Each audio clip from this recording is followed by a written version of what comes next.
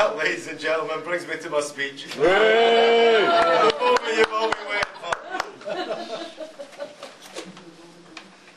My speech actually calls for a bit of audience participation. Firstly, could all you please shift yourselves forward slightly towards the front of your seats.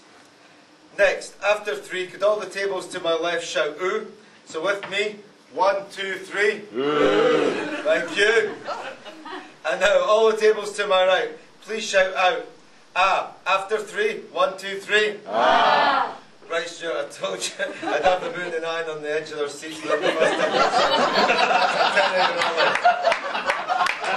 No, keep it coming in.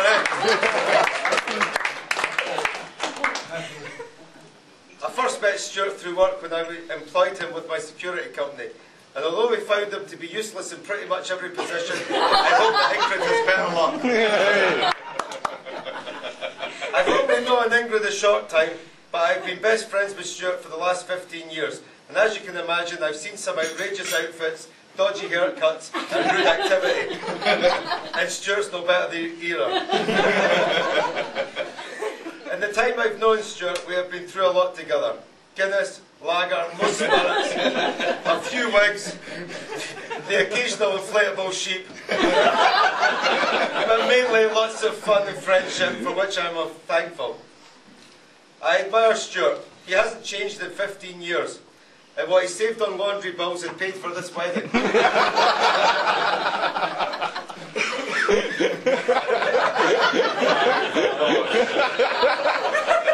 haven't got the bad bit yet.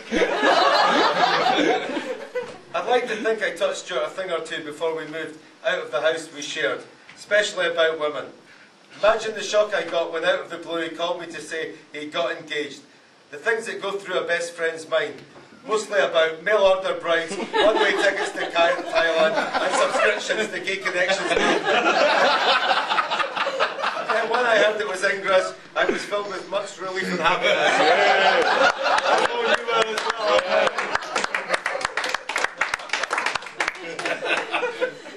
well. Well, the real purpose of me being up here is not to thank umpteen different people or raise umpteen different toasts. No, the real reason, and what you are waiting for, is for me to destroy Stuart's character. Well, ladies and gentlemen, the wait is now over.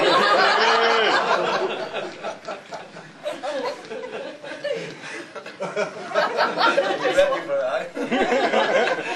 For those of you who don't know Stuart, he's been lucky. He's never been lucky in doing things right the first time.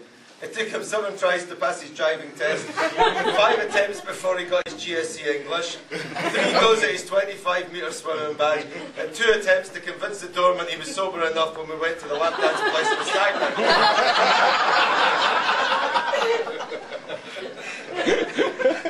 But today, as you saw, he gained his marriage certificate with flying colours on his first attempt.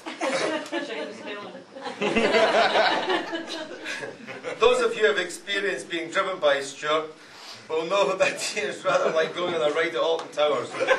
Although you probably feel safer going on a ride at Alton Towers.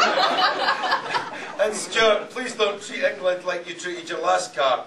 Treat her like a new car, go easy for the first 500, roll her over gently, and she'll last for many years.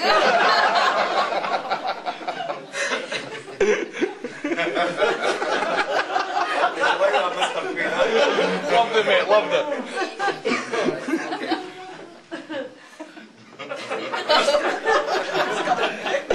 Even though his public failed to appreciate it, Stuart feels that he has a very tuneful voice and can't resist the urge to prove it on karaoke night. He's always the first up on stage, where he starts his routine by square dancing around the microphone stand.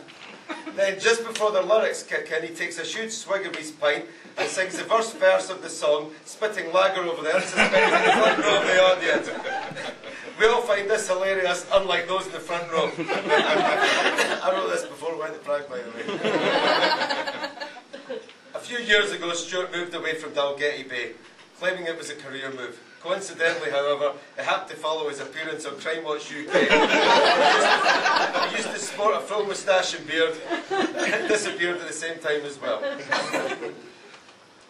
As well as the stag weekend, we've enjoyed a few lads' holidays over the years. They've all been good fun involving the usual drinking, embarrassing incidents and run-ins with the law.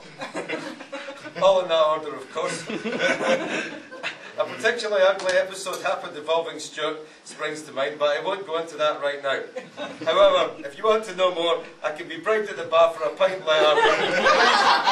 Please use the code word ringpain. It will serve to jog my memory.